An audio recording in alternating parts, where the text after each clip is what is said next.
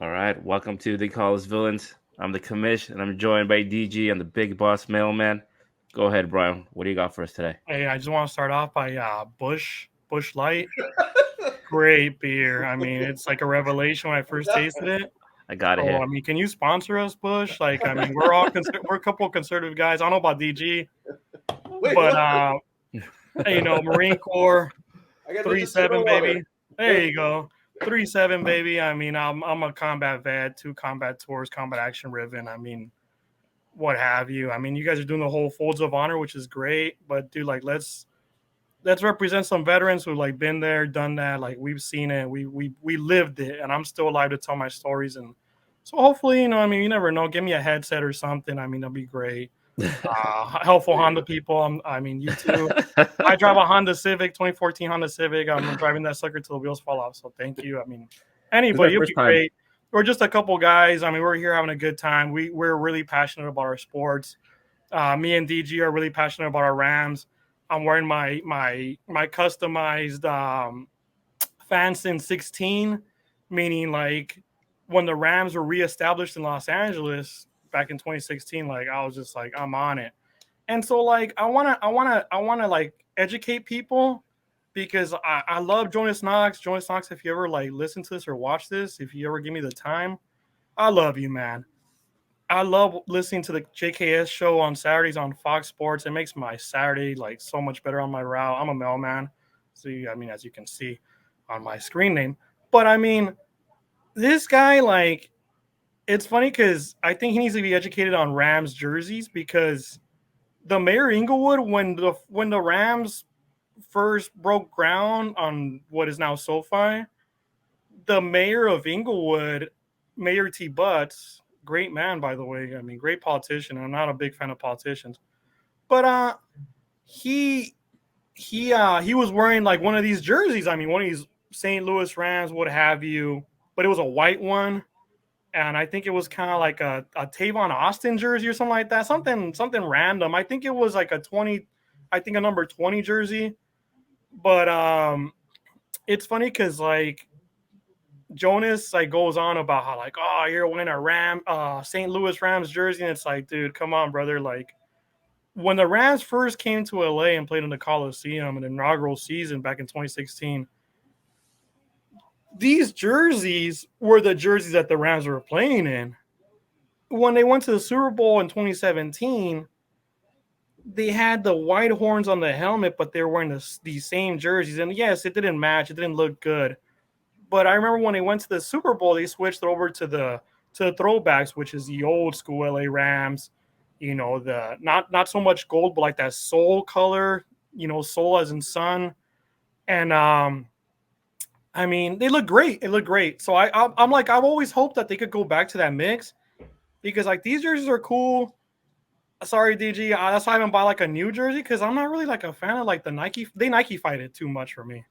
Like I feel like they should go back to like that old school like white and blue with the white horns on the helmet. And it's just like, oh, dude, that's like sick. That's like back from the 70s, if I'm not mistaken.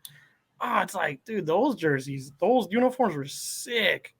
And I kind of see like I hope they go in that direction because like I look at the Jets uniforms this year and they went retro and they're sweet, dude. It's like it's so simple, but it's so sweet. Like I think it's like it looks better than what they had in the previous years.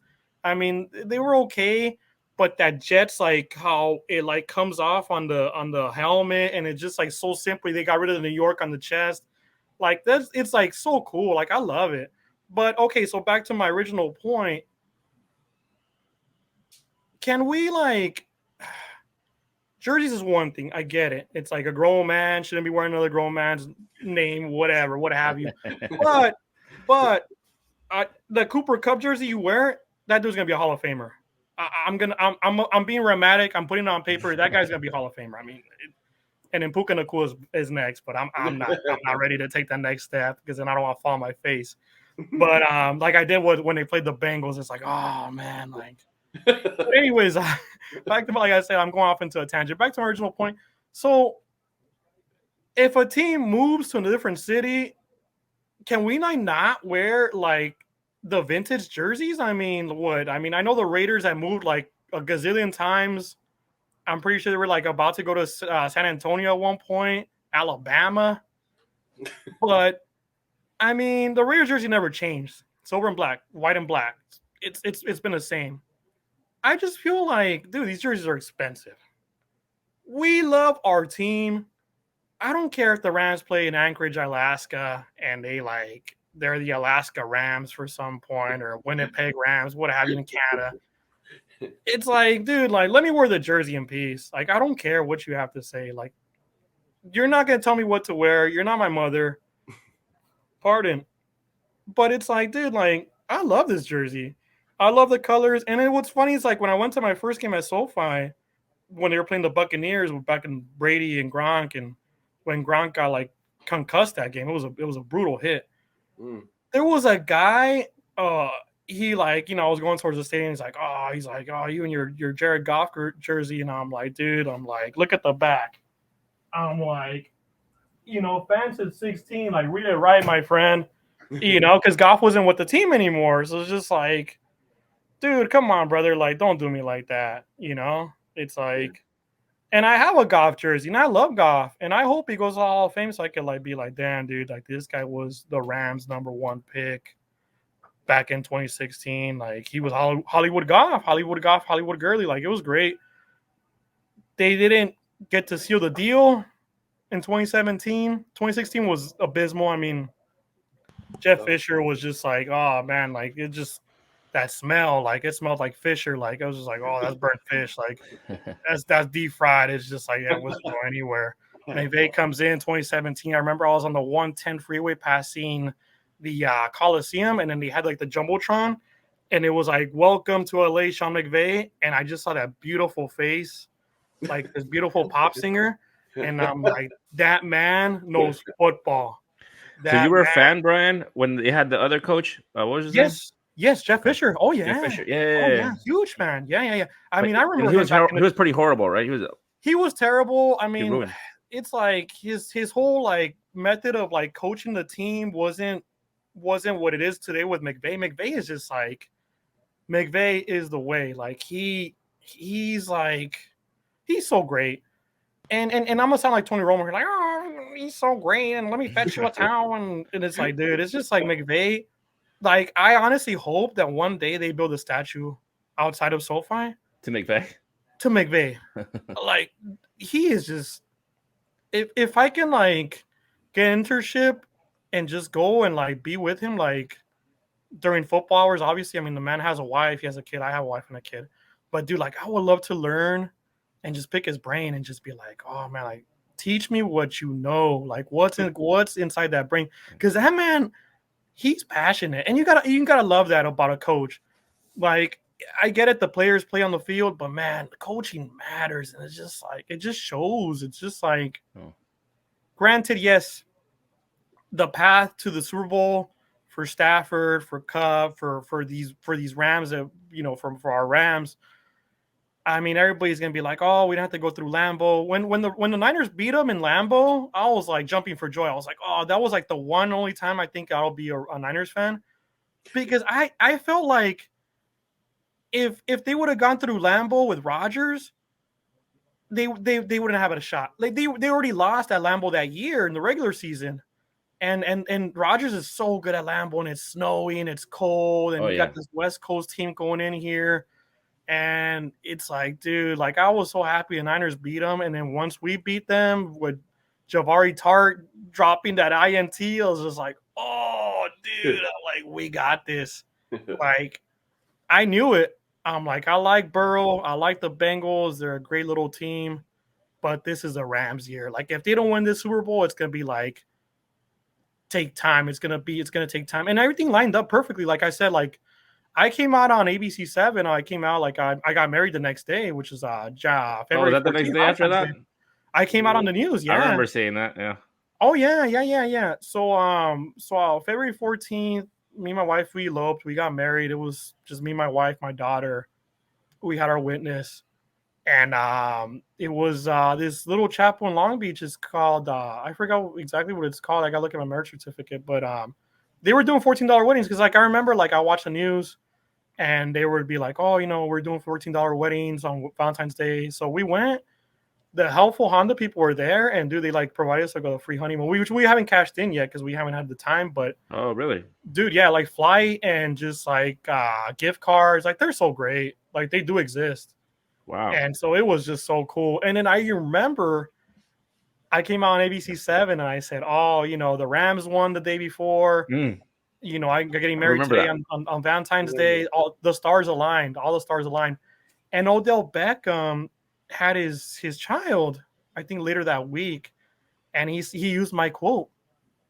He used my quote, the stars aligned. And I was just like, yes, that's my quote. Odell Beckham Jr. used my quote. This is like the coolest thing ever. Like, I mean, it's awesome. in the internet. If you find it, it'll be there.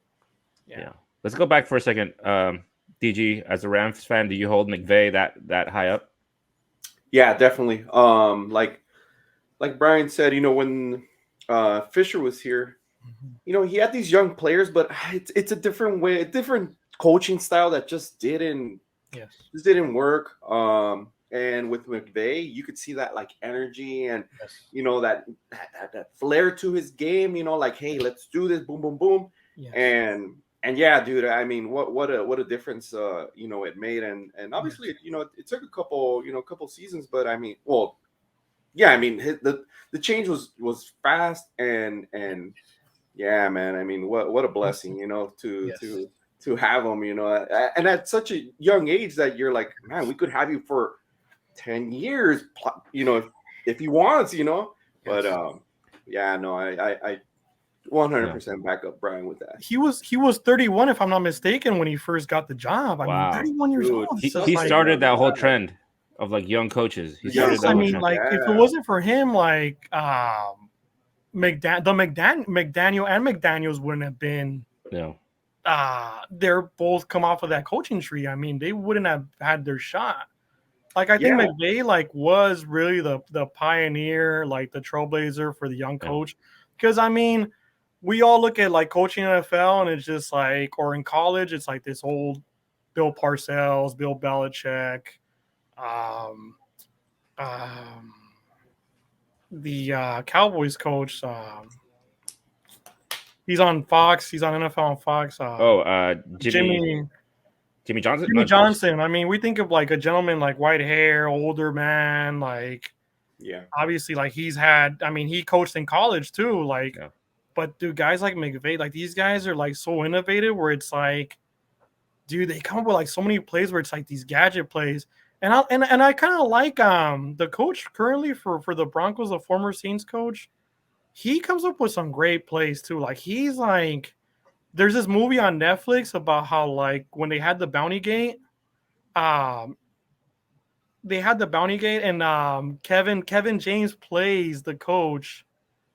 If you could refresh my memory real quick, the coach for the Broncos currently, former New York. Sean Payton. Thank you, sir. Sean Payton. Like, have you guys seen this movie on Netflix? Nah. It's like Kevin James. Kevin James plays King Sean of Queens. Payton. Yes. Oh, really? Yes. Great movie. So when Sean Payton got suspended by the NFL for Bounty Gate for like the head hunting and all that stuff, he went back home to Texas, and his son was playing in Pee Wee Football League, and so like, dude, like the guy like.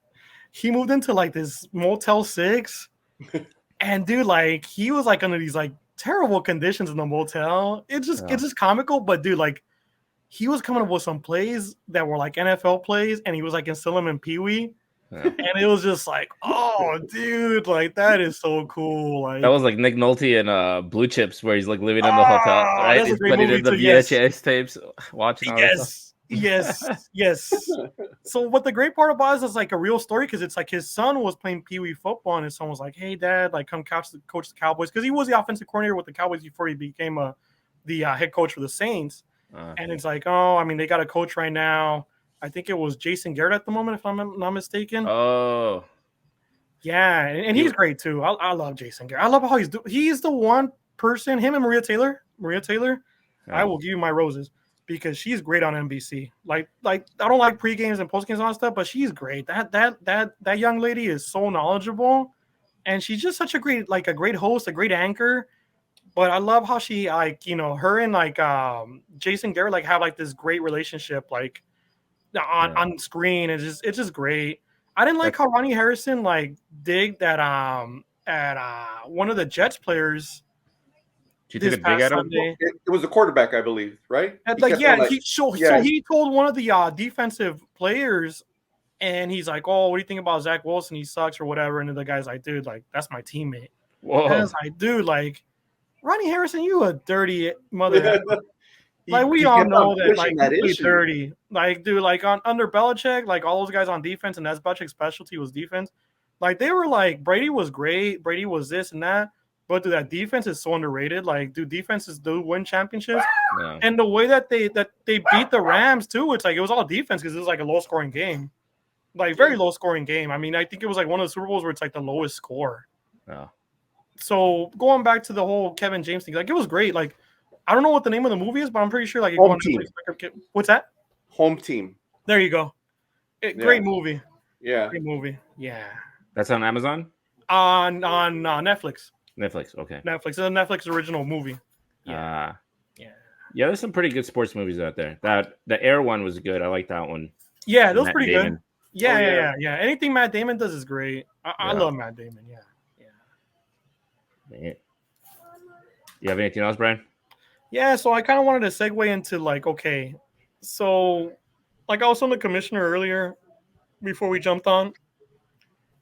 We live in a society now where it's I think people are so brave and abrasive, and they don't know who they're talking to behind the screen. And it's dude, you don't know me, you don't know who I am. And so I don't like being that guy where it's oh, I'm a veteran and I'm salty and nah, dude. But it's you better put some respect on my name, dude. I've been my what has been run through the dirt, through the mud. And I don't take anything for granted. I'm here, man. I'm a man. Approach me like a man. So I want to go after I'm gonna go after somebody right here. And if he sees this or if they hear about this, I want to I couldn't drop any F-bombs, so it's you want the smoke. I'm gonna do it PG-13, but I'm gonna blow that smoke. So I promoted fantasyfootballguru.com on this podcast, and yes, we're a young podcast, but I've had nothing but good things to say about the site and the members, the analysts, the experts. And so this guy Ray Flowers, you look up this guy, you Google him. He's what is it? He's not I was gonna say he's a beta, but he's a gamma. I mean, this cat is I wouldn't even insult the beta males like that. This guy's a gamma. Isn't that what hit the Hulk, the gamma rays or something? The gamma, the most wussiest man on the planet. No balls. You got no balls, dude. You're just what do you do, Brian? What does this guy do? Oh, dude, this guy got me so mad. So okay, so fantasyfootballguru.com, they have this membership, and so they have this thing called Discord, and it's an open chat room where it's everybody's kind of throwing questions around or whatever. And dude, I was on it fine, throughout the weekend, this last weekend. And so, dude, there was people on there that just beginners, bro. Fantasy football wise, it's they were panicking, or they had some of the silliest questions, which is I understand, there's no such thing as a stupid question. You're here to get expert advice. And so, I was giving some of my advice, and I was giving good advice, and I was being honest. I have integrity. And so, dude, none of the experts said anything. And so, and then Monday rolls around and I get back on. I'm oh, let me check it out for a little bit. And so, I get back on and I'm talking to some guys right there. We're chit chatting back and forth. And my screen name is FK Woke ESPN, obviously. So, I mean, dude, there was people there were oh man, I love your screen name. Oh, it's cool, whatever. And it's just cool. Thanks, brother. Appreciate it. And there was some guys that were oh, hey, thank you, FK Woke ESPN. you won me my week, you won me my match. I'm like, awesome, awesome. Like I'm happy to help. Like if I could give you some free advice, by all means, like it's nothing off my back. Like that's cool, man. As long as you're not playing me, it's like don't talk to me, bro. Like sorry, I'm not gonna give you that advice. I don't want you to beat me. Yeah, you've been killing it this season too. You've been Dude. I mean, I'm playing in scoring 7 leagues. crazy amount of points. I've been playing in 7 leagues, and like our league, obviously, it's like my baby. Like it's like the league that I gotta win, bro. No, I've been to dance 3 times, like I said last podcast. I've been to dance 3 times, and it's just like heartbreak. I lost against my big brother. Like my big brother got his first championship off of me, so it's just like the little brother syndrome is just like you. But yeah, dude. So then this guy, like I said, this guy is like woke or something, or he has something against me. Oh, because like the other analysts were not saying anything. The other analysts were cool. They were like Sandro Nello was cool. This guy's like well known. Jeff Mans, like he didn't say anything, and Jeff Mans is like the guy like who like runs the thing. And his little punk, little jerk, Ray Flowers. If you look him up, Ray Flowers. Ray Flowers. He probably talks like that. Ray Flowers. Oh, yeah, you're gonna start Patrick Mahomes every week. And this little punk. It's like, dude, I'll squash you. I'll squash you. Like, dude, like if you like see like the rage in my eyes right now, it's like, dude, like I will like annihilate you, dude. Like I'll just like bam, and I will like not even send you to purgatory. You'll go straight to hell, buddy. Like you'll skip purgatory. You got an automatic reservation to hell, partner. Like you don't talk to me like that. So this guy comes up sideways, and it's like, oh well, why are you answering questions? And I'm like, nobody's asking you any questions. Like I'm making it up my mind. I call it. It's like, dude, like get out of here, bro. Like I'm like, so I straight up like roll back. I'm like, oh hey man, I didn't mean to step on your dick. It's like, well, like I mean, it's an open chat. Like, I mean, dude, like if people don't want to take my advice, I'm not forcing them to take my advice. Nobody's forcing anybody to do anything here. So I think he got a little ticked off because it's like he felt like, oh man, this guy's gonna take business away from me or something. And it's like, dude, like if you're that insecure, then you are a gamma male. Like you're a little bitch. That's what you are. And I hope like, and so I went on there. I was like, hey, F you this and that. And dude, I got kicked out, bro. They like kicked me out. And I wrote an email, bro. I sent him an email and I'm like, you guys are really that afraid of me? Like you guys will feel my wrath. Like I'm going to like put a bad name in the veteran community against you guys because you will feel my wrath. And you're feeling my wrath right now. So if you ever see this, dude, it's like, this is who you're talking to. This is who you came sideways. There's different ways to come approach me. I'm reasonable. Like you voted for Biden, that's cool, bro. Whatever. My wife voted for Biden. My mother-in-law voted for Biden. Her whole freaking family voted for Biden. I voted for Trump. I don't care. I said it at work. Brian, was he answering questions to people on the chat? No, he wasn't. See, that's the thing, bro. On Sunday, like you would think, like, okay, like these guys are on it, dude. Nobody was on it. Like these guys, like the main jefes, yeah, like they were on it, bro. And so I'm like, dude, like some of these people had like some questions where it's like you can tell like they needed an answer fast. So the other analysts were answering questions except this guy. And then you answered some questions. Dude, like I didn't even see this guy at all on Sunday. And then he comes on and is like, why are you answering? He comes on Monday, yeah. Okay. And he's like, oh, why are you answering questions when nobody's asking you a question? I'm like, dude, like what? You're gonna come up to me like that? Oh nah, dude. Yeah. So that's why I replied, like I said, like I just mean step on your dick. I know you're one of the guys who like comes on the podcast too, like on the live air on Sirius XM on Fantasy Guru, fantasy Elite Sports. But it's like, dude, like you could have been like, hey, you know what, Brian, or FK Woke ESPN, obviously my screen name. Hey, like we're the experts here are the only ones. Break it down to me. Be respectful. Nah, dude, this guy like. So then when I went and I like complained, Ted Schuster, you're great. You're beautiful. Thank you, Ted. He's a prince. He was a total prince. He's like, oh, so what happened? Like, what's like? Why are you like upset or whatever? Because obviously, I told him, I'm like, dude, like this isn't right. It's like, dude, I'm paying for a membership. I want my refund, and I got my refund. Like once I started like throwing the F-bombs in there and started going after this guy directly, oh, dude, they kicked me out and they gave me a refund. And it was like, Brian, I have the email. Brian, you got your refund? Good luck. And it's just like, yeah, dude, it's like, so if I'm not like able to like throw out my displeasures on this open chat, then what am I supposed to do then? Or like, you could have told me from the beginning, hey, something's disclaimer or something. Oh, the experts are the only ones allowed to give advice. Okay, but there was nothing there. How am I supposed to know something when it's not there? Like, how am I supposed to not feed the bears when there's not a sign? Like, I'm gonna feed the bears. Like, I think they're cool. I'm like, oh, like I'm gonna enter this. I'm gonna push this button. Like, don't push the button. Like, well, fuck, if you're not if there's not a sign not to push the button, I'm gonna push the button. I mean, I'm just curious. Are we all just a little curious? No. Hey, Brian, question for you. So you replied to these comments in Discord? Yes. Oh man, that's an open forum, man. I mean, exactly. You're talking. It's like me talking to commission and yourself, and you know, like yes. But do they let you? That's nuts, bro. Do they let you drop F-bombs in those forums? Yeah, they do. Oh, dude, I was dropping F-bombs. I was doing the whole F. You know, the bird emoji and all that stuff. Wait, so other people do this and they don't get banned? They only banned you? They only. I don't know exactly. Because everybody else is more like, oh, question, and it's just because Brian gave him advice, basically. Yes, so they didn't like that.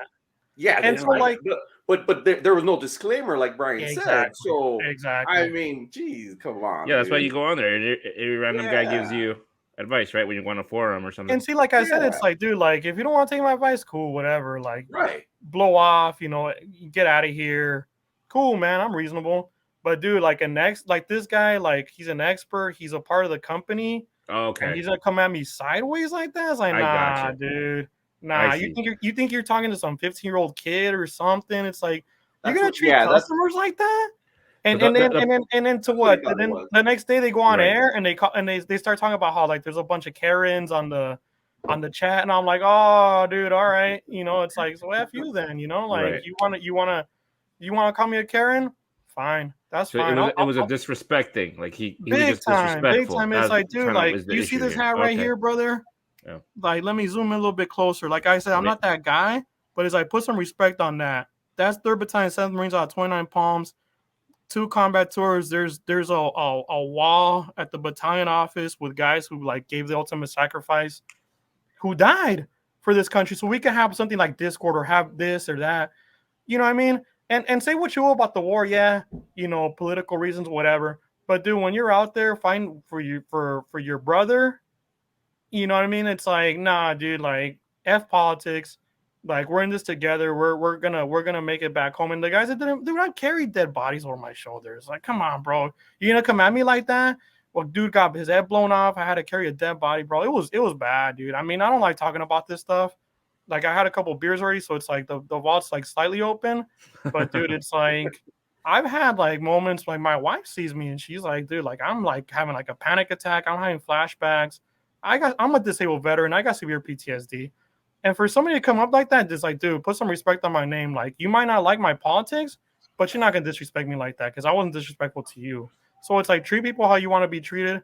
And if you're gonna be like that, nah, dude, it's like, that's not cool, man. So it's like, dude, I'm glad they gave me my refund because I would have just kept going in there and been like, hey, F you, Ray Flowers, F you, Ray Flowers. I could do this all day. You know what I mean? Like, every time I get a break, I keep doing it. And then like, so I could like make them famous too. Like, I could go on Facebook or Instagram. I'm not really on social media that much, but it's like I can go on there and like tell veterans like, hey, dude, these guys are assholes. These guys don't respect veterans. They don't respect a disabled veteran to top it off. It's like, dude, like we got all this crud going on about how like we respect the vets and the vets this and the vets that, but it's like, nah, dude, like the NFL does this thing about like the vets. It's like, send me to a football game. Like, send me to the Super Bowl. Like, I'm a hardcore NFL fan. Like, I purchase your product. Like, I buy Red Zone. I'm a fantasy football guy.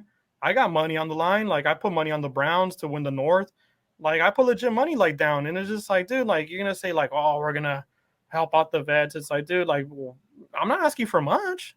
I mean, if you're gonna help me out, like, dude, just give me like tickets to Super Bowl or something. Why not? Right. I don't even care if the Rams aren't playing, like, dude, just to go to the Super Bowl alone. I mean, I can't afford that. I can't even afford to go regular season game. All right. Go ahead, gentlemen. What else you got? Thank you. Go for it, DG. All right. Well, you know what? Let's. Do you have any beefs with anybody anywhere?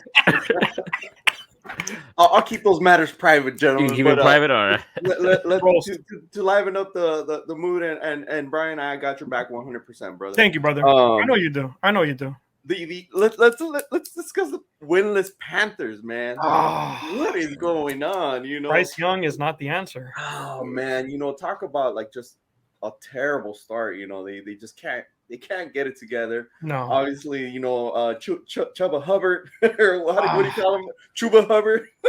I mean, that guy's Chuba is like on ED Chuba, or something because there's no Chuba there, buddy. Oh man, that guy goes like towards the tackles and he's like knocked back 20 yards, dude. It's like I wouldn't even touch that guy. Like these like on all like my 7 leagues. And I don't want to touch him. I'm like, nah, dude, like, get out of here, bro. Like, I got Miles Sanders, and I'd rather keep Miles Sanders on my bench than pick up Chuba Hubbard. That's just my opinion. Yeah, man. So, I mean, do you guys think they'll win a game this season? I honestly don't think so. I think Frank Reich is too good of a coach to go to go Owen. Like that guy's a quarterback guru. He's a good coach. He looks like a good man. I mean, I seen that Indianapolis Colts in season Hard Knocks, and he's a man of God, and I respect that. Like he's a family man. He was a quarterback himself in the league for the Buffalo Bills behind Kelly when they went to the Super Bowls. Do you think he'll put in Andy Dalton at some point? Yeah, I mean they already put in Andy Dalton. They sat down Bryce Young. They could have won that game. I forgot who the opponent was. You think he'll take the starting position? Pardon. You know what? This is the thing, okay? Bryce Young is the number 1 pick. Yeah, man. Everybody thought that this cat was gonna be Kyler Murray 2.0. Yeah. And it's just kind of like, okay. So then Anthony Richardson goes. No, CJ Stroud goes, and then Anthony Richardson, if I'm not mistaken, if I got him switched up. Mm-hmm. My bad. It's been a while since the draft happened, but dude, it's like everybody's like kicking themselves in the butt where it's like, oh, dude, like they should have gone after CJ Stroud because it's like no Ohio State quarterback has been effective in the NFL. He's actually the first NFL quarterback out of Ohio State that's actually like done something. And the season's still young. It's only 22.5%, 25%, not even a quarter percent of the season. There's plenty of season to go. But it's like, who's their biggest weapon? I kind of get it too. Say again. Who's their biggest weapon for the Panthers? Well, they got this rookie. Adam Thielen? Yeah, the savvy veteran. Yeah, I mean, Adam Thielen. They got Terrence Marshall, who's another wide receiver that you want to look out for. He's kind of sleeper. He's pretty good. But I think the bad thing is that offensive line is not good. Like, they're not protecting him. And so he doesn't have that pizzazz like Kyler Murray. When Kyler Murray came into the league, like he just took it, man. Like he's got it. Like he's got that it factor. Like besides the injuries, I think if he does come back or if he gets traded, like I hope he goes to a system where it's like they know how to utilize him. You know, he can like run around, use his feet because I mean he's not gonna survive in the pocket. Obviously, he's already gotten injured. But Bryce Young is like the same story. It's like, okay. So if this guy's going to be your franchise quarterback, he's your number 1 pick, you have to beef up offensive line. I mean, you got Stafford. Like, our offensive line is, like, in shambles. This guy already got, like, a hip injury this season already. Yeah. Offensive line counts. Look at Dak. Dak has a good offensive line with the Cowboys. Like, if the offensive line with the Cowboys wasn't good or great, Dak would have been an afterthought. Like, they would have gone down to – Cooper Rush or what have you. Oh, yeah. Offensive line is like it makes your quarterback look good. And there's like so much criticism on Prescott.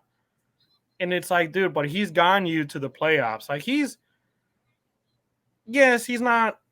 I don't know who the Cowboys fans hate Dak Prescott. I don't get it. It's like, yes, he's mediocre, but he's good. Like, he will get you to the playoffs. Can he get you a Super Bowl? Maybe not, because that's why I'm picking the Birds over the Cowboys in the NFC East. Yeah. And so, offensive line, I mean, look at the Eagles. I mean, the tush push. It's like, dude, Kelsey's like submarining himself, like down. And just like, dude, it's working. Like, it's effective. Like we talked about last week. It's like the tush push. You gotta like control the clock. I mean, yeah. Can we kind of segue into like the Sunday Night Football game, which is the Niners and the Cowboys? I mean, Oh man, I got the I was gonna Niners. What bring do you that guys up. think? Go for it. I'll take. You know what? Let's shock the world. I'll take the Cowboys, baby. I know it's in Frisco, and I know they Yes. got. We're talking about offensive lines, and Yes. good lord, they have a great line. But you Yes. know what? I'll roll with the Cowboys. Not a fan, Yeah. but I'll roll with them. And I hear you. Yeah. A lot Is of Brock experts are going with Purdy the Cowboys too. starting for the Niners? Yes, he is. Correct. Yes, Okay. he is. Yes, he is. And so, like, the funny thing about Purdy is, like, there's, like, all these people talking about how, like, Shanahan, like, has this system where it's, like, insert quarterback here and you will be successful. And it's, like, that's not that – Purdy is, like, yes, he's Mr. Irrelevant, but look at Tom Brady, too. Tom Brady went earlier than Purdy. And it's like, dude, like, I'm not saying that this guy's going to win Super Bowls or he's going to be Tom Brady. Like, there's only one Tom Brady. It's Tom Brady. He's the GOAT. And I hate to admit that because I'm not a Patriots fan. I kind of like was like, okay, well, he's a Buck now. It's like, I'll go with it. But anyways, going back to Purdy. So it's like Purdy is actually like, he looks good, man. Like he shocked me. Like I would have thought, like I said on the prior podcast, with that elbow injury coming back from that, it's just like, dude, he's slinging the ball. He's throwing it to Ayuk. You know, he's throwing it down to Kittle. You know, I mean, obviously McCaffrey, it's like, dude, you got McCaffrey, he's healthy, like he's like the cheat code. And so it's like, dude, like they have like such a good system where it's like you could pound the rock so many times, but you could still have Purdy do his throws downfield, do some He's damage. got weapons, man. He's got the weapons. I mean, dude, even with like George Kittle and Deebo Samuel went like over last week, and they still won the game. And it was all, granted, all McCaffrey, but I mean, Purdy did not turn the ball over. You got to have a quarterback that's not going to go in there and turn the ball over. If we had the same kind of like something similar, like I said, I love Stafford to death, but it's like Stafford has cost us the Bengals game and the Niners game. They could have beat the Niners. I mean, I'm kind of like Colin Cowherd, like in the preseason, and I love Colin Cowherd. Like he's like the epitome of like talk shows. Like he's so great. Yeah. He's awesome. He's fantastic. And he had the Rams. He's like, the Rams are gonna make the playoffs, dude. Like he's very well connected. Like he knows GMs. He's a very intelligent man, very, very intelligent man. And usually, like sometimes, yeah, like I mean, we all flop. We're all human. Like he misses con right, con wrong. But dude, it's like he called the Rams going. They could win the wild card and they could like make some noise. I'm more excited about next season, but dude, like if Stafford would not throw so many interceptions, we could probably be undefeated. I mean, I'm just saying. I mean, they beat dramatic. Yeah, and I'm definitely not being dramatic. I'm being like analytical. I'm there too, brother. I'm there too. I was just like, oh man, baby, like. So then they got the Eagles this week, and the Eagles are like good, but they give up so much on the defense because their corners play deep. Like they play deep. They don't really play man too much. They play more like a zone defense. So like dude, Cooper Kupp is gonna come in, slant, boom, slant. Like, you know, Atwell, you know, if they're gonna keep Atwell in there, three receiver set, have Atwell just go run a goal route and just like burn everybody because he's so fast. Or have Puka just go in there and like kind of block Kyron Williams. I mean, dude, like the possibilities are endless. And that's what, like I said, like last week, like I want to see the Bears are going to tank. And they're set up to get the first or second pick. Dude, this quarterback class coming in is going to be money. Like this is going to be like one of the best quarterback classes coming in from like since like Peyton Manning. And who makes you say that? Because Caleb Williams for starters, and then Michael Penix Jr. out of Washington is a stud. Oh, that guy can play, dude. And then Drake May out of North Carolina. I mean, I know they got beaten by the Irish this not this Saturday, well, not today, but last Saturday. I mean, it was a big matchup. It was a close game, but did that Drake May kid can play too. I mean, look at Sam Howell. Sam Howell went to North Carolina. You know, I mean, they're producing some pretty good quarterbacks. Sam Howell is like, he's pretty good. I mean, he's not terrible. I know he like fell on his face this last week. I honestly think, like, I know I'm going off of, like, different tangents, but like I want to get like all this information in there. I think Bieniemy is gonna usurp Rivera.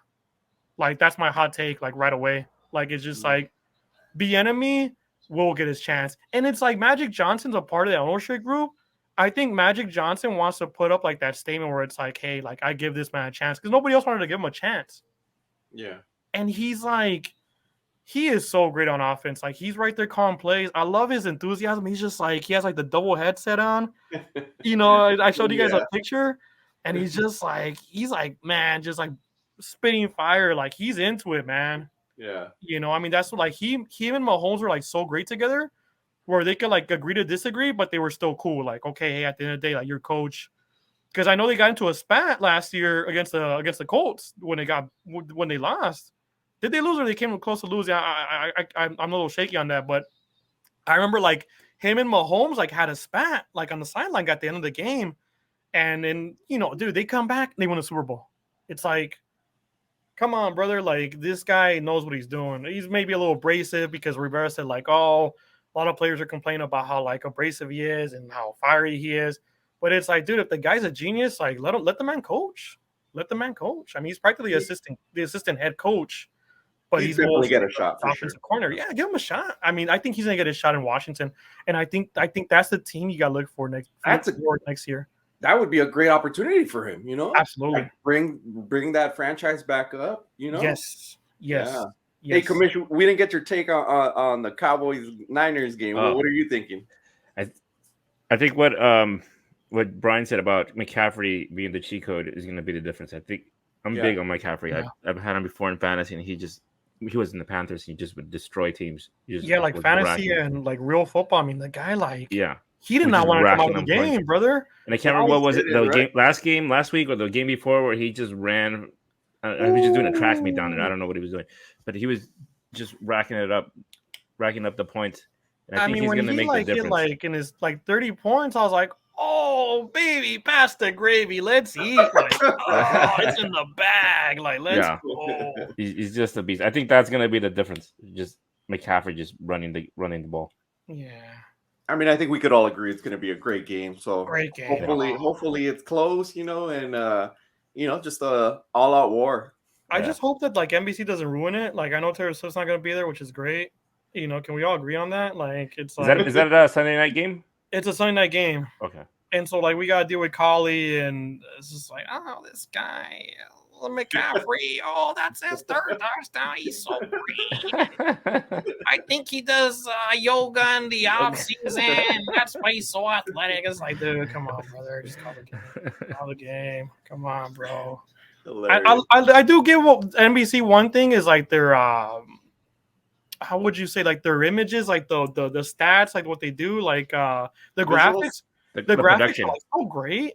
Yeah, the production. I love that. And they make it funny too sometimes. So I appreciate that. Right. So speaking of production, I think you were going to talk about the game. Yeah, the game last Sunday was the Pixar. What was it? Yes. Toy Story themed. Yes. I didn't get it. I watched the regular feed, but I saw the highlights and I thought it was fantastic, man. It was great. I know we were talking, about it that morning, and I think they definitely reached out to the younger kids. I think that was great move by the NFL, and hopefully, they keep on doing it at least another couple more games this season, and I'll definitely tune in for sure. What are your guys'? Did anybody see it? Yes, I mean, it was great. It was a little glitchy because, like, at moments, like I guess, like it took time to like catch up with the actual game because it's a live game. Okay, gotcha. But it was great. Like they had like Slinky Dog like as the chains. That was great, man. I was like, oh, that's so cool. But there's a lot of complaints. I mean, dude, you're not gonna please everybody. And ESPN, I'll give you this one. I thought it was great. I actually thought Booger McFarland was really good as the analyst. Like he's really changed my mind because like when he was on Monday Night Football. Mm-hmm. And he was kind of like on the stands, like with that whole thing. I don't know what you call it. Like he was like blocking people's view. It was kind of like an a-hole move. It's like, come on, bro. Like you're too good for the booth. Like I get it. You want to be like in the seats or whatever, but it's like, dude, once you're blocking people's views, it's like that's not cool, man. Those tickets are expensive. So I think that's why he kind of like moved them away from like, okay, put him back in the booth. You know, people were complaining. But dude, his analysis was like on point, dude. He was great. And then the gentleman, he's not a usual guy on ESPN. He might call college games. The gentleman who was the broadcaster, he was fantastic. Like the voice, him presenting the game.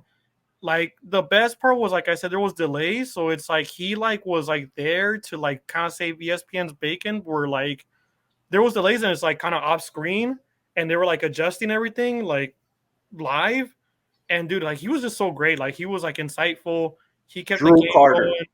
Yeah, there was like no dull moment. There was no like awkward silence. Like, oh, we're having technical difficulties or awkward silence, you know? Yeah. And so it was great. I thought it was great. I think they should keep doing it. And then like I had breakfast with my daughter, and it's just like I told the baby like, hey, like I'm watching football, and she thought it was so great because she loves Toy Story too. Like, I mean, right.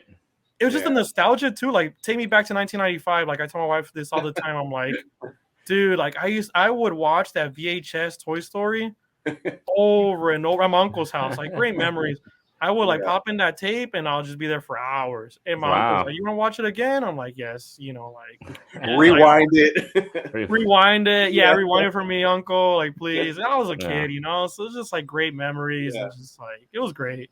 Yeah. I think I was too old. I was too old for Toy Story. I never really watched it or got into it. Oh man, yeah, come in. You gotta get your little girls into it. Are your girls into? Yeah, they I don't think they've seen Toy Story. Oh, I think they have. Maybe they have. I don't remember. I mean, there's like so many of them now. There's like 4 of them. Yeah. It's like, dude, they're so great. Like each one is like better. It does get a little bit better, but the original one's like, in my opinion, obviously. Yeah, for sure. I've seen my childhood. It's like it's the best. Yeah, one. For sure. I've seen the original one, but I can't remember. I must have seen it back in the day. Yeah. But I mean, at that point, I was probably like a teenager at that point. I'm gonna guess. Yeah. Did you catch any highlights of the game? I did. I saw some of the highlights in the clips, and it looked pretty cool. And like that was kind of funny. The dog. Right. Yeah, Sneaky Dog. Yeah. And it's great. It's a great homage because it was what Ernest was the voice of Slinky Dog. Remember Ernest? Ernest, like from the Ernest Scared Stupid and that. Yes, dude. That's my childhood too. Yeah, Ernest was the voice. Yeah. Yeah. When Ernest, like, I used to watch those movies back in the day on regular TV, and it was like Ernest goes to jail. Ernest goes to jail. Ernest goes to the army. Yeah. But these like movies are like so cornball and like so low budget. The one I saw in a movie theater. Dude.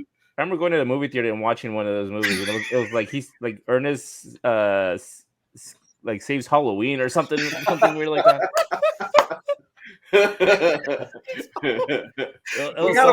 We gotta watch those together. We gotta watch them. We gotta do like a draft night. They are. Like when we do draft night, we gotta like find them because I think they're like on like Tubi or like some type of free site. They're not hard to find. Yeah. Well, wasn't the classic one was the Christmas one, right? Yeah, the Christmas one. I remember back in the day they showed it on ABC and it was just like the primetime movie, and it was great. Yeah, it was great. Yeah, he used to do commercials. I don't know if you guys remember. You remember, right? He gets electrocuted. Like, he's like, oh yeah. All right, what do you say, Vern? What do you say, Vern? Yeah, great. Yeah, he used to be like a pitchman. Remember, he used to come out on commercials and do like his pitching. It was always about Vern. He was always talking to some guy, Vern. Hey, what do you say, Vern? What do you say, Vern? Oh, yeah, that's right. He's like always talking to himself. Yeah. But that's so smart from the NFL to like bring in kids like that, like kind of like they're bringing in like all the age groups, teach them early how the game goes and stuff. Right. I mean, that's why the NFL is king. Like, it wants to like include everybody, and that's great. Like, I love that. Like, can we do that more? Like with other things in this country, just include everybody. Like, let's put our differences aside. Let's put everything aside. We're all human beings. We all bleed red. What have you? I mean, it's like, dude, can we all just get along? Seriously, like sometimes I'm just like, dude, like we all have different points of views. Granted, yes, like, but it's like, dude, we're all like, dude, like, can we go back to like, united we stand, divided we fall? Like, what happened to that? Yeah. Like, I grew up in that era, and now it's like, dude, we're like so divided. Like, we're all gonna fall eventually. Why can't we fall united? Like, I don't know. Yeah. I don't even want to get into that. I don't want to kill the mood. The only drawback to the that game was that it was at 6 a.m. for us. 6:30, and then there's another one. There's another one tomorrow, Tomorrow. 6:30, London. Another London game. It's gonna be the Bills and the Jaguars. The Jaguars are already there. The Bills had to travel, and so a lot of people are picking the Jaguars, which I'm kind of skeptical on it because it's like the Jaguars have not proven anything, and that division is just like, man, even the Colts might take it, and I was just like, what? Yeah. And are then people still showing up? Say again, Commish? Are people still showing up for those London games? Because I remember at first the stadiums would be crowded, but now that they keep going back, are people still showing up to those games? I think so, and people actually like might be like a destination type of thing because they play in Germany too, in Mexico City. Okay, and they're like trying. Go ahead. I don't know. Sorry, I don't know if you saw, but like it's funny because you see all the stands they're pretty full, but like they have like Chiefs and Jets and like Rams, like they have every team. Every team is just mixed in there. So it's not really a home game for anybody, right? You just want to go to an NFL game, and that's why you're there. But they do love the Jaguars and the Chiefs. I think Germany has like they're like adopting the Chiefs as like their home team. Really? No way. Yes. Do you guys remember, like before the season would start, they would show like European teams playing football? Yes, NFL Europe. That's how Kurt Warner got his start there. Yes. They stopped doing that. I don't know why they stopped doing. Dude, those are some good games, man. Like it's very underrated. I know, like the attendance. Like I mean, I think the Europeans were like not there yet with American football. But dude, it's like Kurt Warner played there, brother. Like I was like, oh, that's so cool. Like before he won his Super Bowl, before he became. Well, we know the man as Kurt Warner, what he is today. I mean, and what's great about him is he has like a foundation. His wife is a Marine. His wife is a Marine. Yes, that's right. Yeah. You're right. Yes. They have like a foundation for people with disabilities, and I think that's great because I mean, her son is somebody who's disabled, special needs, and so I think that's great. Like he's just like, have you guys seen American Underdog? Yeah, great movie. Like, it kind of makes you want to cry at the end. It's like, wow, like you're just like rooting for the guy. Like, let's go. Like, dude, that's a movie about Kurt Warner. Yes. Yeah, bro. Oh, okay. Yes, and the guy who plays what does he play? The Flash? No, not the Flash. He plays one of these superheroes. He's like the main guy who plays Kurt Warner. He's so great, man. Like Shazam? Is it Shazam? The guy who plays Shazam is Kurt Warner in that movie, and he's like so underrated. Like he's such a good actor. Yeah, he's had like some good roles, but he hit it out of the park in that movie. And then like I love how they played. Was it Mike Mards? Was Dennis Quaid? Yeah. Oh, that was so great. That was beautiful. I love that. Yeah. You got anything else, DG? No, that's all I had. All right. So, I had some things for you guys to react to. Yes, please. Let's do. I love it. So the first one is. Hold on. No worries, bro. No worries. How's that beer? How's that beer, Brian? It's delicious, brother. I mean, I actually like. I this is the first time I tried the Busch Light. Yeah, and it's fantastic. It's today's the first time trying it too, and it's pretty good. I always didn't think much of it, but it's pretty good. Yeah, because Chivo took the Busch, the original ones, to the draft. Oh man, and they were like frosty, and they were just like me and my brother were like, he had like a revelation. We're just like, oh, dude, this is like up here now. Like we're Anheuser-Busch, you're forgiven. Like the Mulvaney thing, we'll get past that. It's not Bud Light, it's Busch Light, so it kind of doesn't. Like I said, I don't want to get into politics. So let's talk about planning planning for the Week 5 waiver wire. Yes, let's do it. And it's Joe Burrow. Yeah. Are you dropping them? No. Oh man. No. They're doing the Danny DeVito. No. The only way you drop that man is if his leg falls off.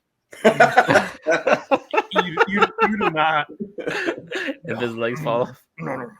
Just keep them. Just keep stashing them in your bench. Everybody, just keep them there. They're gonna make the playoffs. Keep hope alive. Yeah, man. Is he getting better? Is his calf improving? I called it last week with the Titans. I mean, Bravo caught the tape, obviously, and it's just like blitz, blitz, blitz, blitz. And dude, like I had the Titans defense. I mean, like I said, I'm streaming defenses. Yeah. They scored me 11 points. I was like, sweet, I'll take it. Yeah. Yeah, just keep them on your bench, guys. Don't get rid of them yet.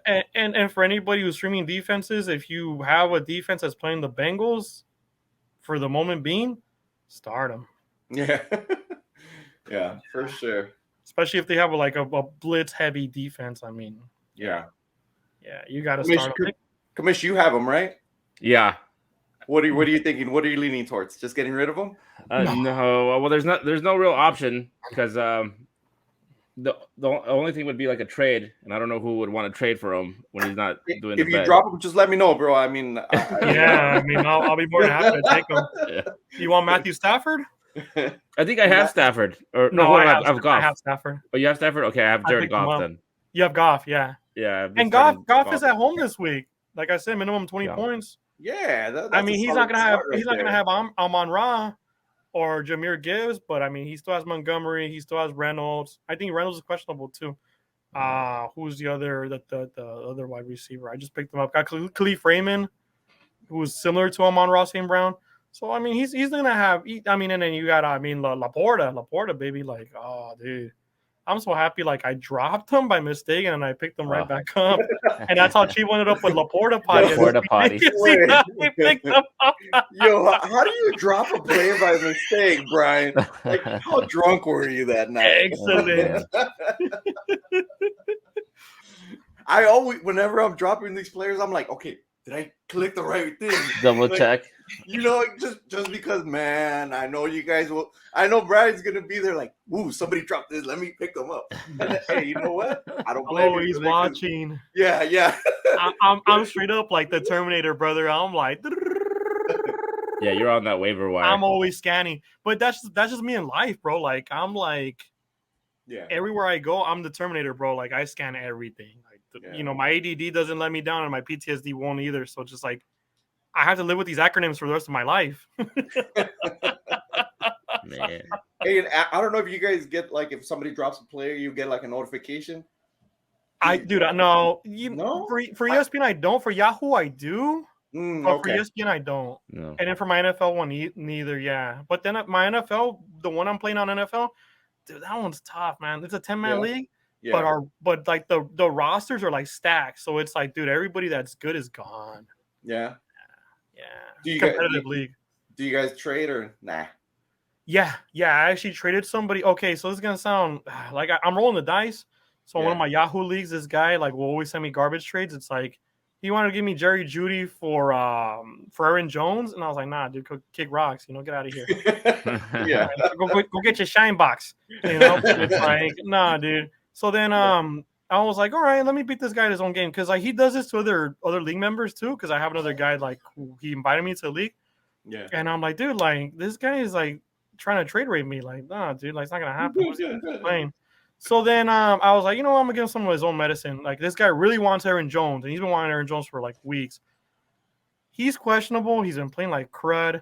They're playing on Monday night. I'm like, I'm not one to fucking risk it, you know, and like have him out there on my starting lineup, and then like he like doesn't do anything. Like last week he got like the week before when he came back he got zero burger, and it's just like, dude, like, so there's like so many like things going on. I'm rolling the dice. I traded him for Puka Nacua, and dude, he accepted. He's like, I'm like, sweet, because everybody's dropping Puka, and it's just like Cooper Kupp's coming back. I get it, but it's like, dude, Puka is like a stud, bro.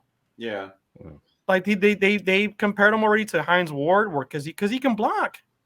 I mean, Hines Ward was dirty. He was like doing like these like blindsiding people. You know what I mean? Yeah. Like Paulo, like back in like with him and Paulo Malu. I mean, man, it was a different league, Brian. It was a different league, brother. Yeah, yeah. Like I said, man, like I want to see those old school Rawlings, like old shoulder pads, dude. They're just like bulging out with like the neck roll. I remember that. And just like, boom. Like, they were just tanks, human tanks, just running into people. That's all. Yes, like the fullbacks, like Mike Allstott with the Tampa Bay Bucks. Oh, dude, you just give this guy the ball, and it's like guaranteed 6. It's like boom, dude. The human wrecking ball. Like before, there was Derrick Henry. Everybody, There was Mike Allstar for the Tampa Bay Buccaneers. I think, yeah, he won a Super Bowl with that was a Super Bowl that they beat the Raiders when they like humiliated them. Yeah, with Warren Sapp. You're right. Yeah. And it's just like, dude, Mike Allstar was the fullback, and it's just like, dude, he gives this guy the ball, and it's just like, bam, bam, just crushing it, dude. Yeah, it was great. All right, so this meme with the Cowboys fan looking at all the quarterbacks who have more interceptions than Dak Prescott. Let me look at this. Yeah. What do you guys make of that? You know what? I don't know what a Dallas Cowboy, rheumatic would be called, but that's what he is. We're just a bit delusional, and good for Dak. He hasn't thrown that many picks, but I like how they got they got both of the New York quarterbacks. But he has a point. Early. He has a point. Someone's defending Dak. Someone's got to do it. Someone's got to. Of course, man. That's the true Cowboys fan right there. My hat's off to you, good sir. What would you call him, Brian? A cowboy addict? That's just like I have nothing really nice to say about the Cowboys. Honestly, I mean, I don't hate them as much as I might hate flows for 49ers or anything from the Bay. Wow. But I mean, I have friends like Cowboys fans. I have family that are Cowboys fans. Oh, I was a Cowboys fan. Yeah. But it's just like, dude, it's like you guys had like your window in the 90s. Like you guys were the team. Like I remember they played the 49ers, and it was like Steve Young and Troy Aikman, and it was great. Like, right. It was great, like watching those teams go at it. Yeah, I remember playing. What was it called? It was Joe Montana football on the old Sega. Oh, and just getting the Cowboys and just running Emmitt Smith. It was like cheat code. You just would win the whole game. Just. Can we say something about Emmitt Smith? Seriously, like we're on the Cowboys. Like I said, like Cowboys are like their glory days. It's like the Cowboys are like Texas football. Oh. Yeah, think about it. It's like the glory days. Yeah, it's like. You gotta get yourself one of these. Yeah. And it's like, dude, they're not there, brother. Like you guys are solid every year, but the competition is just like way better. But that was an incredible time period for those Cowboys. Like yes, it was. Yes. Michael Irvin, Jimmy Johnson. I mean, coaching them. Yeah. I mean, him and Haley. What was his name? Haley. Yeah, dude. What is it? God, Guns, and then the Dallas Cowboys. There you go. Yeah, yeah. And now they got the Texans, and the Texans are kind of like the little brother. They're like, I mean, man, I hate to say this, they're like the Clippers. I mean, yeah. We see the Clippers in LA, and albeit I am a Clipper fan. Yeah, Brian says that as a Clipper fan. I'm one of the micro percentage of Clippers fans in Los Angeles, but I'm out here. Yeah, it's like you and the kid from Malcolm in the Middle. Yeah, Frankie Muniz, Billy Crystal. Billy Crystal. That's right. Billy Crystal. Yeah. Billy Crystal. Okay. Yeah, and Clipper Darryl. Let's go Clippers. That guy got knocked out. Really? Yeah, he did. Yes. Commish. Once we're done here, look up Clipper Darryl getting knocked out. Dude, wow. I was like, oh, that guy was like, he was knocking on heaven's door. Like that's how bad it was. Knocking on heaven's door. That was like the sign that was going off on his head when he got knocked out, dude. All right, what do you guys make of this meme with Kevin James and the Patriots hat? I'm done with it. I'm done with this team. Me next Sunday. Brother, I love Kevin James, so it's like I'm not gonna say anything about Kevin James. I think he's hilarious. I love King of Queens, and I love him in Mall Cop. Mall Cop is Paul Blart.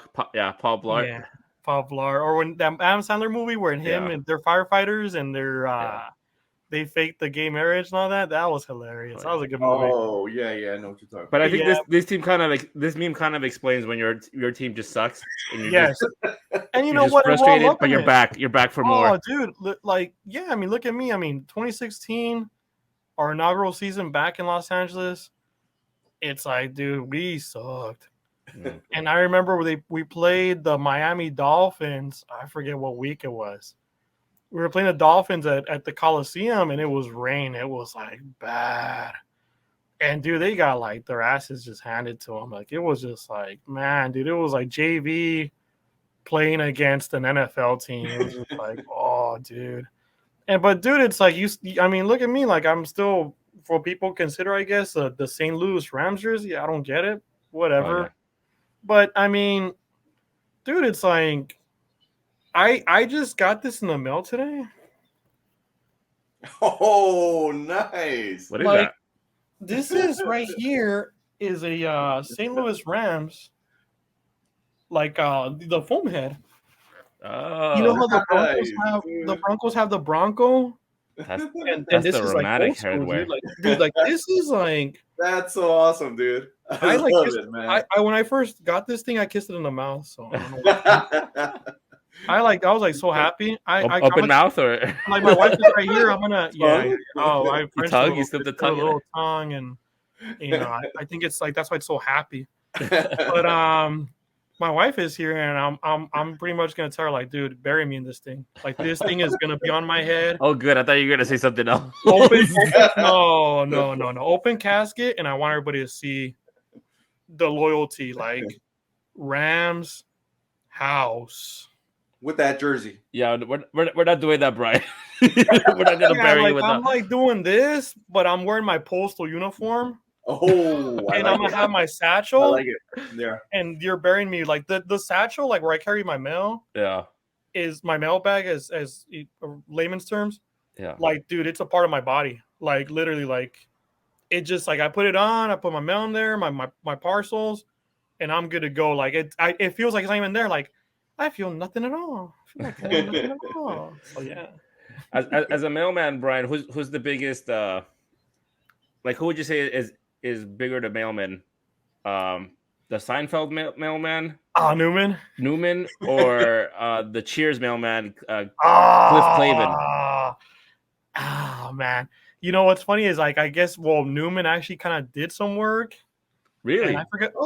I forget what the mailman from Cheers is, but he's pretty damn funny too. I like him. I like that classic vintage uniform because, like, dude, like Newman was one time delivering fresh fish. He was driving the 1 ton, like the old school 2 ton. So it's like, and then Kramer's on the side of the road, and then like it's like sewing machine was on the road, and Newman's like, and it's like he like runs over the sewing machine, and it's like they're like Kramer like he like drops this like barrel of oil or something or whatever. Oh yeah, the bladder. And it's like, and it's like the credits like dun, dun. It's like no, we'll just deliver some fish. Poor guy can't catch a break. It sounds like something that would happen. So you can't make a decision. That's they're up there. They're both up there. They're up there. I mean, dude, it's like anybody who puts on a uniform like knows that it's like it's hard work. Yeah. We make it look easy because like, dude, like it's a walk in the park. Like once you know what you're doing, it's like, dude, it's like once you become a regular carrier and you're like you have your route down, you know everything to the T. You even like recognize names. You like get to know the people. It's great. Yeah. No, I see my mailman every time. He's a cool guy. I always wave to him. Yeah, like, dude, we're always like, if you're like a mailman, you're in a bad mood. Like, that's what they call like going postal. Yeah, because it does happen. It has happened. Yeah. Like, it's management who like we have some really bad management. Luckily, right now I have like some pretty good management. But dude, like people like, do they lose it, bro? It's like you just kind of get overwhelmed sometimes because it's like we have different seasons. It's like we have the political season. And then we have like the holiday season. And then right now it's like Halloween, and Halloween's on a different level. Now it's like, dude, it's like everybody's ordering everything through online. So it's like they're like ordering decorations, costumes, what have you. And it's just like they're delivering for costumes for their dogs. And dude, one more thing. I forgot to mention this. So I got bit by a pit bull on my route. Oh, man. And that sucker clung on for dear life. Like those things, dude, they cling on. So like I swung that sucker, like I was slinging my leg. I was like in so much shock. Where at the moment I was just like, dude, I was just trying to survive. So like, I had my satchel. I was like, hit him in the face. I threw a couple blows in there to the face. Like he let go, thankfully. Don't they give you like a spray for the dogs? You know what? I had my spray and I was reaching for it, Yeah. But it's like it's just a whole nother dilemma too, because it's like, okay, so like I'm kind of gonna get into that. So dude, like he like latched off, and dude, like I went for a good kick, bro. Like I kicked him right in the chops, bam, like a good kick in the mouth and the teeth. And so he backed out, like got scared, like, oh. And then the owner came out and like she grabbed him. She's like, oh my god, did you spray him? Did you spray him? I'm like, nah, I didn't spray him.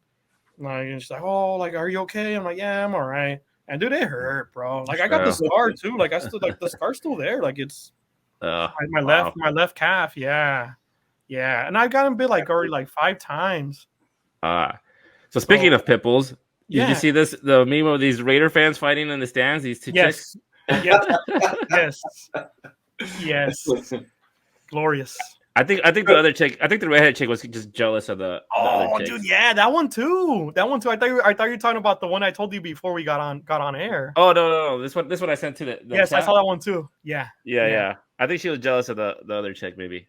Dude, it's just like these people, like this fan base, like, and it's funny because it's like everybody from LA. Think about it, or from Southern California, or Oakland. It could be Oakland. Could be, yeah.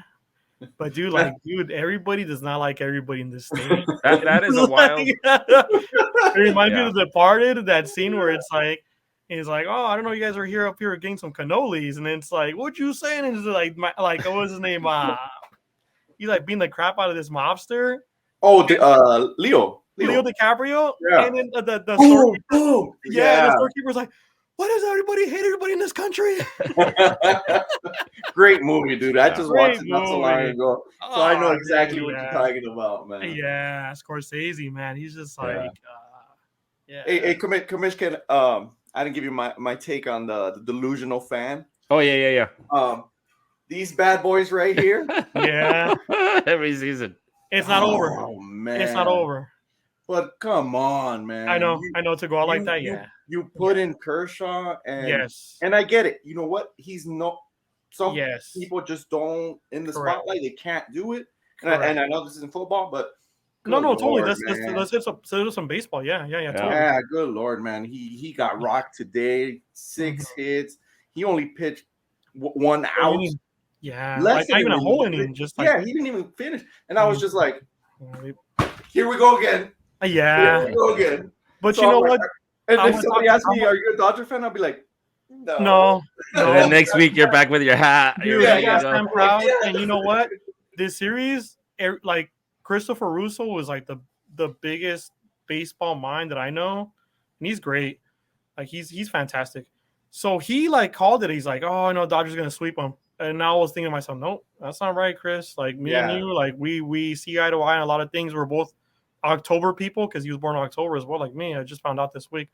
So I think that's why we get along so well. Like we're both like the same personality, And I do have a little Italian in me, a little Toscano, like for my dad's side of family in Tuscany, yeah.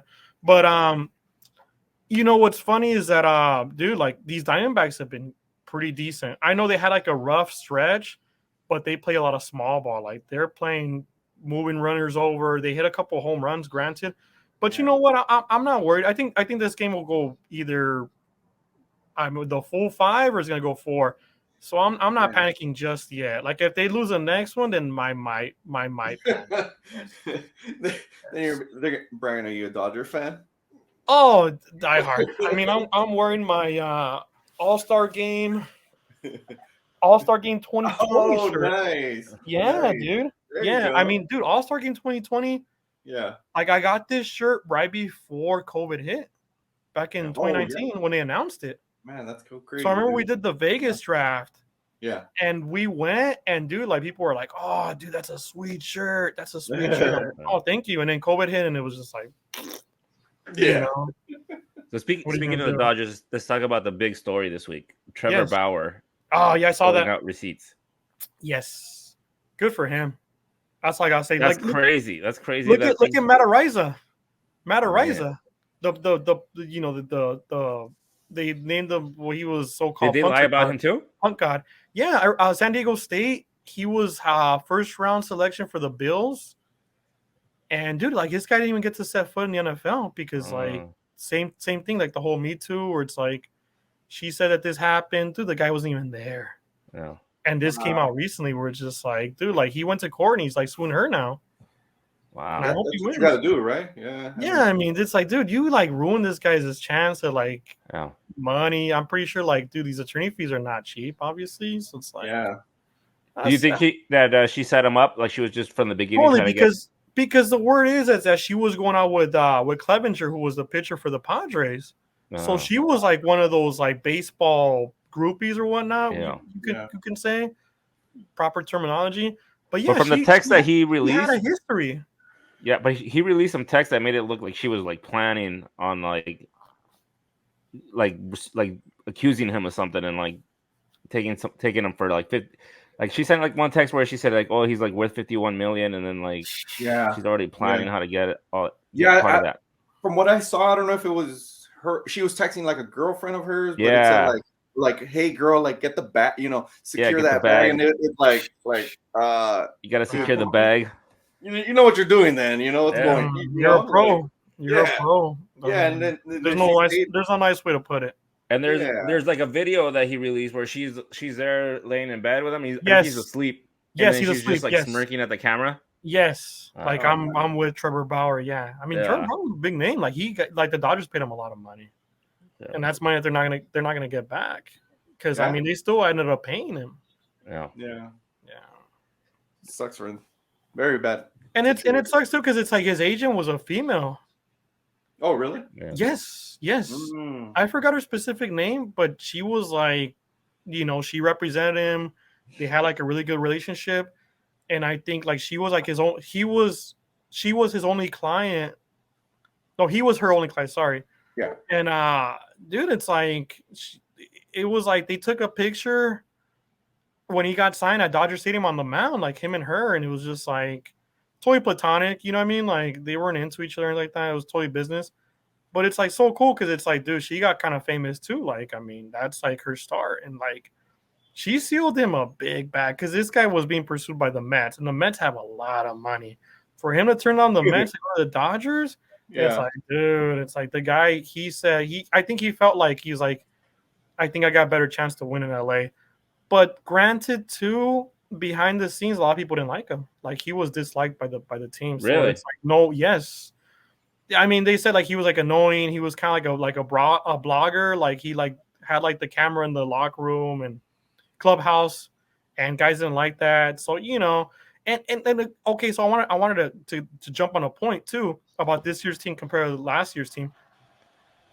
Like the Turners are gone, Bellinger's gone, Seager's gone.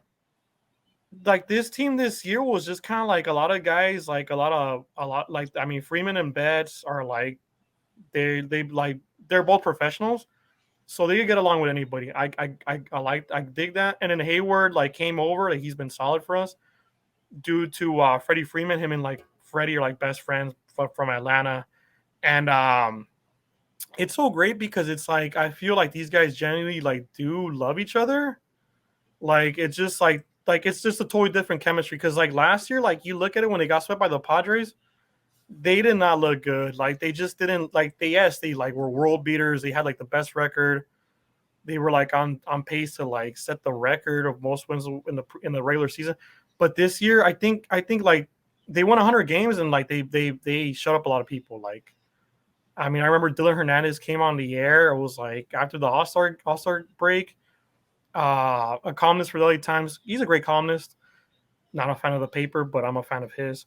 Mm-hmm. But I'm a New York Post guy. But it's like, dude, he came in and he like straight up said like on Rogan and Rodney, he was like, no, they're gonna win the West. And then Rogan and Rodney were like, no, like they, we think like the Padres or the Giants or the Diamondbacks at the moment were like really good. And it's like, no, they're winning the West. And he called it. And so like they won 100 games, they won the West, they like smoked everybody. I think the Diamondbacks right now is just like, dude, they're hot. Like they took out the Brewers. The Brewers are now no slouches. Good team.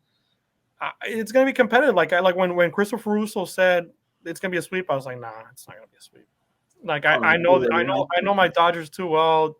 Like nothing comes easy. Like even if you give them even if you already give them a win, they're still gonna find a way to like kind of swap. So it's just like I'm not panicking yet, but if they do lose the next game, I might. slightly panicked. Yeah, postseason, nothing comes easy for the Dodgers. No, exactly, Jesus, exactly. Yeah. They gotta put us through the heart attack machine. And what I don't get, every season, everything comes easy for the Astros. Oh. The Astros come in, they're the wild card team. Am I mistaken? No, they were no, they weren't. They weren't. No, yeah, they weren't. So they won the West. Texas was the wild card team. I'm trying to like piece it do together. the standings in my head. Yeah. Texas was the wild card team. I thought Texas was going to take the AL West. But anyways, besides that, dude, the Astros just find ways to win.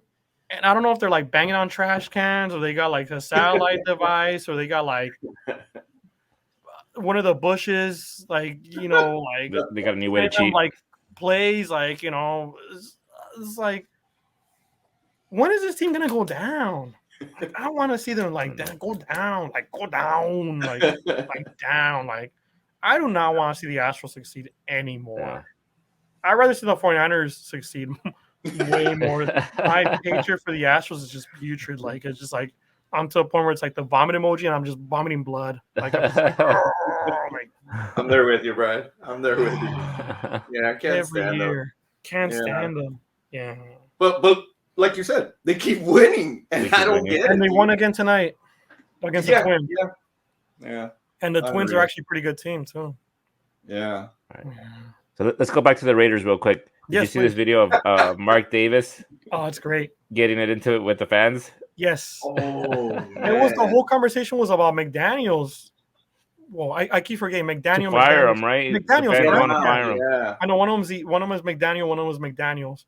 Yeah, it was Josh McDaniels, and just like, I mean, Peter King was on Christopher Russo, and he talked about how like it's difficult to replace a coach. Like, I mean, and like I said before, like Mark Davis is like so cash strapped where he's not gonna go out there. He could easily have been like, hey, let me sign Sean Payton.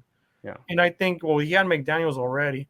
Like, dude, if he like really wanted to win, he would have like not hired Josh McDaniels. That's my opinion. Yeah. But this happens. This is what happens with teams. They like coaches start spiraling, and it just becomes this like spider circling. You gotta have the scapegoat. You gotta have the scapegoat. Yes, of course. They can't win. They might win a game here and there. The sacrificial lamb. Like it's got to somebody's gonna. Yeah, and it's like look. That's why like in the beginning of the podcast we talked about how like McVay and Garrett is the way. Like McVay is like, dude, he came in here and dude, like he put the Rams back on the map. Because like the Rams, granted, like when they were in St. Louis, like right before they exited St. Louis and came to LA, they were pretty bad. Like they were not good. Yeah. Like when the Cowboys had a Garrett, like the same thing. Like when are you gonna pull the trigger? Like what are you waiting for? You know what I mean? Jason Garrett, yeah. And then they brought in McCarthy. And McCarthy did win a Super Bowl with the Packers. I mean, that was the only Packers Super Bowl that they won with Rodgers. And that was the same situation with the Packers and McCarthy, where you're like, okay, when are you gonna get rid of McCarthy? He's not. Now they're going after LaFleur. And now they're going after LaFleur. Yeah. And I think LaFleur's a hell of a coach. Oh. So that's the thing that happens with coaches when they start losing and they can't get it off of that skid. Look at Belichick. Everybody's talking about Belichick. And it's just wow. Do you think Kraft would ever fire him? That's the $1 million question. I think there's like so much respect there where if Kraft does fire him, that's like a relationship that you can never repair. You know what I mean? Like that's just like okay, I get it. Like look at how they did Tom Brady. Like it's like, okay, Tom, like we're gonna kind of like you know what, like when they drafted Garoppolo, they kind of wanted to move on from Brady. And then Brady was like, dude, like, it's either you get rid of me or you get rid of him. And they said they shipped off Jimmy G to the San Francisco 49ers. Yeah. And it's like, dude, like, if you do that to Brady, then it's like, yeah, maybe you are answering, you are answering the question because it's like, man, like, the Patriots are not good. What I remember about that story, Brian, is that simple. Belichick wanted to send Brady out and put in Garoppolo, but Kraft was the one who wanted to keep Brady and wouldn't let him. Yes. Get rid of him. Oh, damn. Yes. So I mean, it's a good thing that Kraft at the end of the day stuck with Brady. Because I mean, Garoppolo cannot catch his bearings. This guy, he's a bona fide NFL quarterback, but the dude can't catch his break. Yeah. And I want to go back to one thing. So we're on the quarterback conversation. DTR in Cleveland, like he just fell on his face last week against the Ravens. Granted, not only because I put money on the Cleveland to win the North, I think that Watson, like I'm sure he's gonna come back. He's gonna come back. They're gonna regain their steam. I don't trust Baltimore because Lamar Jackson is like, dude, like I know you're not running a lot, but you're still like there's just gonna be a game where it's like he's gonna get hurt, he's gonna tweak something, something's gonna happen. So I tell you my whole like I put like all my money on Cleveland because Cleveland is good.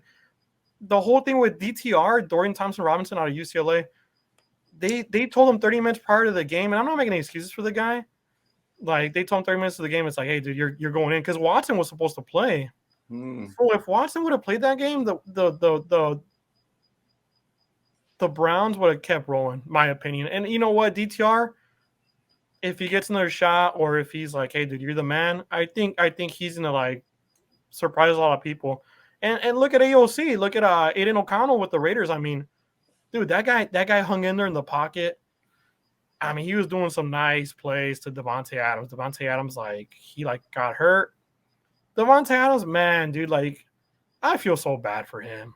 Like, seriously, like, that guy just got a raw deal, bro. Like, he deserves better than being with the Raiders. I mean, AOC is going to be good. I think he's, like, probably the future. Like, you're not going to pay him anything. He's going to be a good little NFL quarterback, or if anything, a backup. But, I mean, him too is just like I'm happy for the Chargers because like I like Herbert a lot, and I like what they got going on. Like I don't hate it. I don't root against the Chargers. I actually I want them to do well.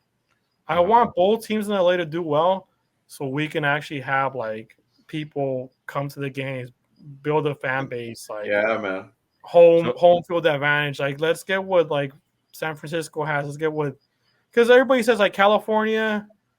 Like we're like soft or we're wishy-washy, but it's like, dude, like people want winners. Look at the Lakers, look at the Dodgers. I mean, that stadium was packed tonight. For them to go down, I didn't even see the final score, but for them to go down, they still sell out the crowd. And Lakers too, it's just like, dude, like people want championships, like no matter where you play. You could play in Alaska, you can play in Russia, whatever, what have you, Cuba. You have a team in Cuba.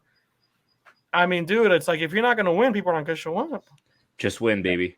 Just win, yeah. And that's a great quote. That's just like the best quote. It's like Herm Edwards. You play to win the game. Hello, you play to win the game. That was Al Davis. That was the Raiders. So just win, baby. But Herm Edwards with his press conference when he snapped. And he's just like when he's with the Jets. When he was a Jets coach. Did he? That's what he did? I missed that one. Oh, you guys can look it up. It's like, you play to win the game. Hello, you play to win the game. Yeah. Herm Edwards was like pissed. Damn. That sounded kind of familiar. Maybe I did see it. Yeah, you got to look up Herm Edwards. Yeah. All right, gentlemen. You have anything else before we wrap up? Yeah. Let's do hot takes. Let's do a hot take. Yeah. Go. What do you got, DJ? Okay. So fantasy, I'm gonna go ahead and say, we mentioned it. Keep Joe Burrow. Don't get rid of him. Keep him in your bench for as long as you can. And then I guess for Jalen Hurts, and I'm just gonna touch on it because he's my QB. Man, I'm so grateful I have him because he's been keeping me alive. He gave me my first win last week, so I'm just gonna ride that pony till the sunset, bro. You should. Yeah. He's solid. I mean, that's your best quarterback. You got to ride with your best quarterback. Yeah. So, amen to that. Not much of a hot take. Just play your studs and let them do what they got to do. Just win, baby. Yeah. Just win. You got to wear that Ram head thing there next podcast, Brian. It's gonna happen. Yeah. It's gonna become a normal thing. That's your look right there. The household. I'm surprised my dog hasn't reacted to it. My hot take is, dude, we're gonna take down the Eagles. Like, put it on paper. I'm being dramatic right now. Yes, we are gonna beat the Eagles. Matthew Stafford, please 0 interceptions. We got it. Cooper Kupp is back. Let's roll, baby. Oh, I can't wait for that first touchdown. I'll be like, oh, baby, pass the gravy. Let's eat. I like it, Brad. I like Rams house. Woo! Go, Commish, what's your hot take? I think that Mark Davis is going to fire the coach. The Raiders are going to be impacted by their fans fighting on the stands. They're going to be like, man, we needed that spark. We need to get that fire that our fans have and start fighting. And then they're going to turn it around. It's going to be like a Disney movie. Angels in the outfield. Bring back Art Shell. It's going to be a Netflix original. Yeah, that's more of a delusional take, but I don't know. Hey, man. I hope the best for the Raiders. I don't have no ill will towards the Raiders. But what about the Packers, Commish? The Packers, I don't know. I haven't been interested too much in the Packers. I have not been happy with the moves that they've made in the past couple of years, and just I've kind of lost. But Jordan Love's gonna be good. He's gonna be good. The quarterback, Love. Yeah. That's his name, right? Yeah, Jordan Love. Yeah, Jordan Love. Out of Utah. Yeah, I don't know. So you're so used to as a Packers fan, with Brett Favre for like. Yes. However long he was there, like a decade, and then you get Aaron Rodgers for another decade, and you're just used to that. Yes. You get spoiled, I guess. I got spoiled at. Oh, absolutely. As a Packer fan. Yeah. Where you were just expecting to win all the time. Yeah. Not gonna happen for a while, brother. No. Yeah. I don't know. Yeah, it just seems like they lost a touch. Like they lost what they had before, and it's not being managed the way it was. It's like that song in Top Gun where you lost that love and feeling. Yeah, that's what happened. Because you talked about a little bit, Brian, about earlier about like going in there and beating the Packers like in Lambeau when it's cold, and that didn't used to happen. Like when you were it was a snowy game or if it was like a playoff game and you were in Lambeau, like you weren't going to win that. Yeah, the frozen and then tundra, that changed. I don't know. It's changed totally because it's like they're young. They're a young Packers team. They're not surprising on defense. I mean, dude, like Montgomery was just like slicing through butter. I mean, it's just like wow. Why did they get rid of Adams when they still had Rodgers and Adams there? You know what I mean? Yeah, that's interesting because it's like Devontae Adams wanted to play with Derek Carr. They were both teammates at Fresno State. But I think also, too, it was just like a money thing. I mean, I think Rodgers could easily have been like, hey, you know what, Devontae, I need you. Let's do this. But I think at the same time, Rodgers was kind of like on his way out, too. So it kind of like it did come into fruition because they both actually left. So it's just like, there's something that we don't know. And that's why I think Adams was just like, hey, dude, are you leaving? Because if you're leaving, I want to go play with my boy. Yeah. And it's just like, yeah, you know what? Like, I'm going to get one more season. I think that's what happened. I think Rodgers he was getting older. And I think they didn't like a lot of the COVID stuff that he was doing. That too, yeah. And like the whole thing with Gutekunst, like, I mean, it's just like him and like they didn't like supposedly have a good relationship, and just like Gutekunst was there supposedly, like, sending them text messages like, hey, are we like, what's going on? Let's get back to the table. And Rodgers was kind of like, because Rodgers is like that. I don't think they treated him well. I don't think they exactly. And then that's the thing. It's like that's my point. It's like Rodgers just like was like, nah, dude, you know what? Like, these guys are gonna give me some money, and I think he wanted that. He wants that publicity, right? And he's just eating it up. Like, you guys like had Taylor Swift in the building, and it was like half Rodgers, half Taylor Swift, half Rodgers, half Taylor Swift. Like, and there's just like, dude, like even the game on the field wasn't that important. Even the product on the field, like even Mahomes had a terrible game. Yeah, it was just like it was just like a weird game, the weird Sunday Night Football game.